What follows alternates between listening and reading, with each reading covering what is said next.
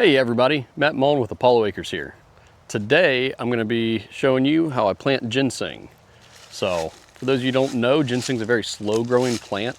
It grows and it looks a little bit like ginger. It's the root underground. Now it's even slower growing than ginger. I'm planting these seeds here and the plants themselves won't be ready to harvest for about 7 years.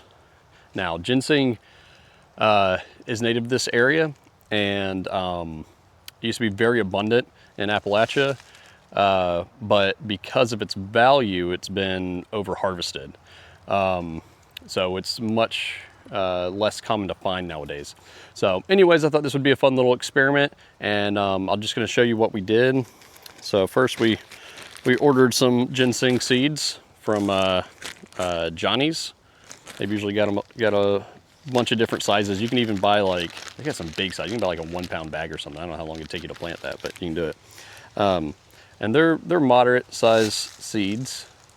You can see that. So they're relatively easy to handle. And then really all I'm using today is a rake and a wooden dowel. And so another thing to note about ginseng is it likes the shade. Like, it needs to be 70 to 80% shade. So I found a good northern slope with a good overhead canopy here. So I think this is going to be a good spot. And so all I'm going to do is I'm just going to rake away this top layer of leaves and everything, get it off to the side. And then I'm going to use my wooden dowel, just push down in the ground, twist a little bit to make a nice little hole. And I'm going to go about 1 inch deep. This may be a little bit bigger spacing than you need to, but I've been doing just like a 1 foot by 1 foot grid. So I'll go through and I'll make my 1 foot by 1 foot grid, all my holes with my wooden dowel here. And then I'll just go through, drop the seeds in each hole, and then I'll kind of lightly rake over the top there to cover in the holes. And then I'll rake the leaves back on top. Now I'm probably not gonna rake the leaves back up on top in this video, because I still want to come back through with some markers and mark out exactly where I planted these. But that's what I'll end up doing at the end. All right, let's get raking.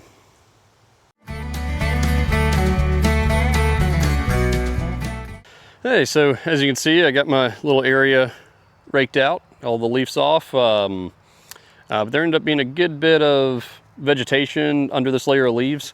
So if you plan on doing this, besides the few tools I mentioned, you may also want to bring like a little stirrup hoe and you can knock all these out.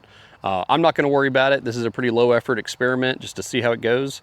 So I'm just going to leave it because I don't plan on babying these things at any point. They're either going to survive or they're not. And if it's easy, then great. If not, then I probably just won't bother with this again.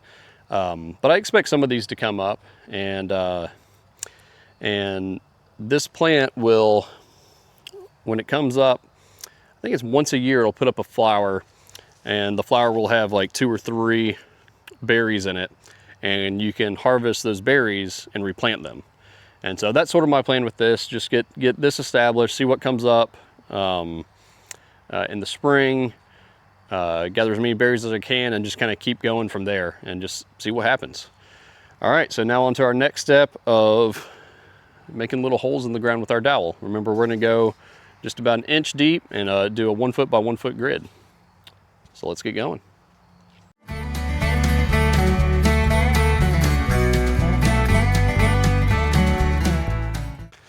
All right, so we got our little grid of 1 inch holes made throughout this whole area. So all that's left now is to put 1 seed in each hole and then lightly rake over the area to cover up the seeds. And then I think I'm gonna be about done today. So I hope you like time lapses as much as I do, because here comes another one.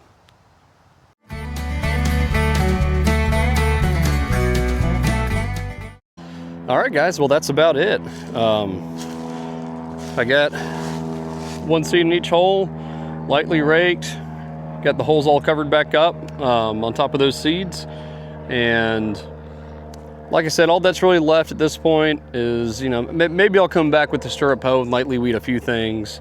But I think I'll likely just mark out where I've planted these little plots and just rake this, this leaf litter right back on top, and I'm gonna be done.